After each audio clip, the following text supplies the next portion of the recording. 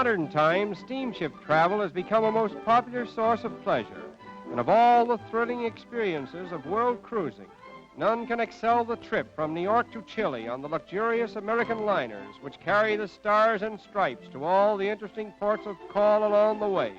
And in addition to providing accommodations and diversified entertainment for their passengers, act as ambassadors of trade and goodwill between the continents of North and South America.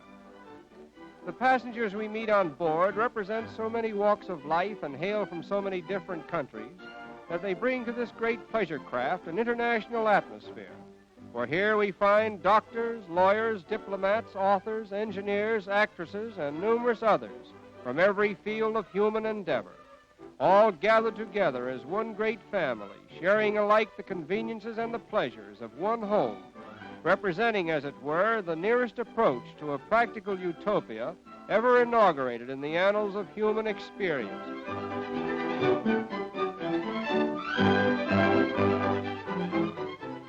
In all our world travels, nothing has brought us greater pleasure or more friends than life on board these luxury liners, and we feel highly indebted to the great steamship companies who have contributed so much to the comfort and pleasure of modern travel and the consequent enlightenment of mankind.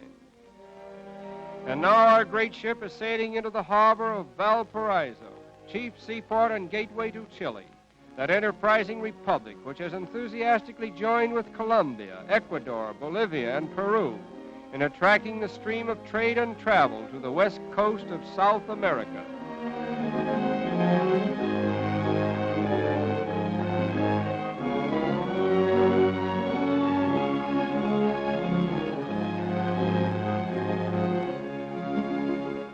The customary thing to do after arriving at Valparaiso is to drive out to Viña del Mar, a picturesque suburb with a colorful array of hotels and private residences, a golf course, a racetrack, bridle paths, and bathing beaches, all combining to make Viña del Mar one of South America's most popular pleasure resorts.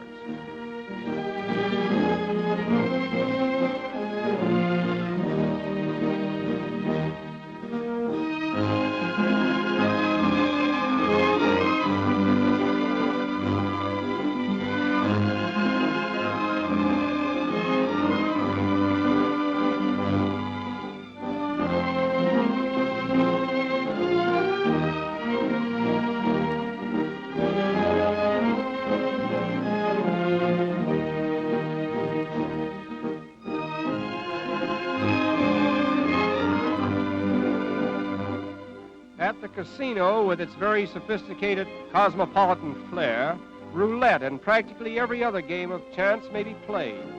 This imposing building also contains a library and a ballroom, as well as palatial dining rooms, and a theater which will seat 1,200 persons. Miramar, Cancun, and several other bathing beaches help to make Viña del Mar the Lido of South America, and a happy rendezvous for globetrotters from all parts of the world.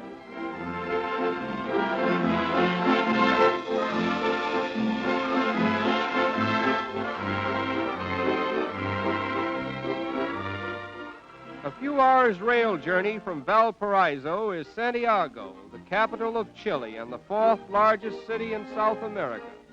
A modern metropolis with fine hotels and restaurants, up-to-date shops, bustling office buildings, and the best of modern theaters.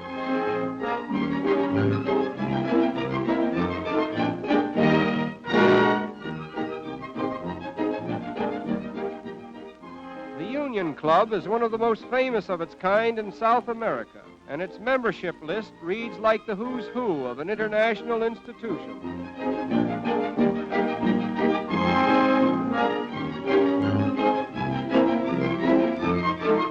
Santiago is noted for its beautiful parks and imposing monuments, one of the most famous of which may be seen at the Parque Forestal. The Alameda de las Delicias is the famous promenade of Santiago, where the younger set of the city enjoy the simple diversion of promenading in romantic settings that are reminiscent of old Spain. Chile is noted for its delicious fruits and wines, often used in preparing a popular native drink known as the Consuela cocktail, consisting of crushed peaches or crushed strawberries and champagne. Vying with the fruits are the flowers of Chile, which grow in profusion and produce an exquisite perfume.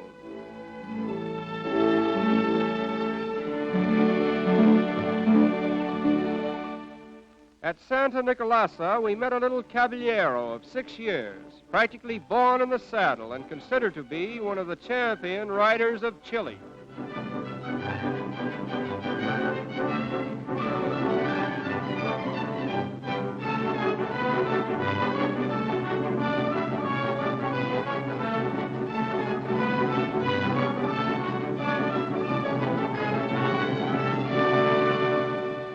Among the early races which were dwelling in Chile at the time the Spaniards arrived were the Kenyan Indians, living in the section south of what is now Santiago. They were an aggressive, warlike people who successfully withstood the attacks of the invaders and held the distinction of being one of the few unconquerable races on the continent. The Araucanians were never brought into subjection by the Incas and were never conquered by the Spaniards. Throughout the warfare and invasions taking place in the early history of the continent, they managed to maintain their independence. Today, about 100,000 of these Indians are living in the neighborhood of Temuco, near the Chilean Lake District, calling themselves Mapuches, meaning people of the land. They are a peaceful, dignified people, engaged chiefly in agricultural and industrial pursuits, and are protected by law from exploitation. One of the most entrancing regions in all South America is the Chilean Lake District, which extends down the central valley of Chile from Temuco to the chain of southern lakes which stretch eastward into the Argentine.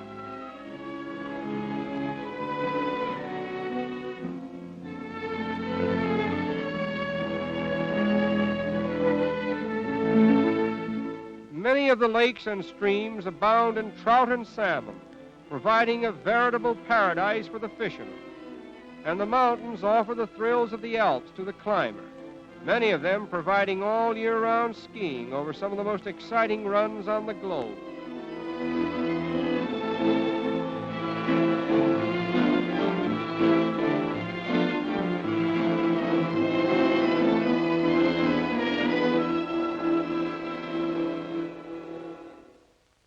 The crowning scene in this beautiful region is the snow-capped volcano, known as Osorno, or the Fujiyama of Chile.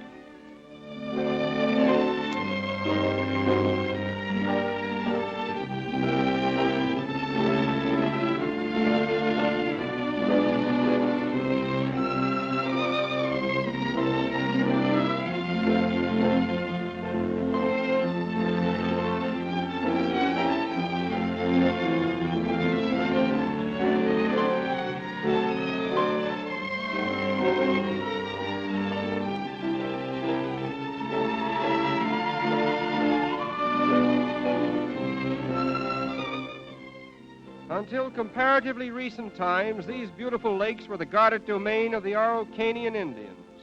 But now, thanks to modern transportation by both sea and air, they are conveniently accessible to all travelers who would visit one of the world's most beautiful scenic attractions. And it is here, in the glorious light of a setting sun, that we most reluctantly conclude our impressions of Chile, the land of charm.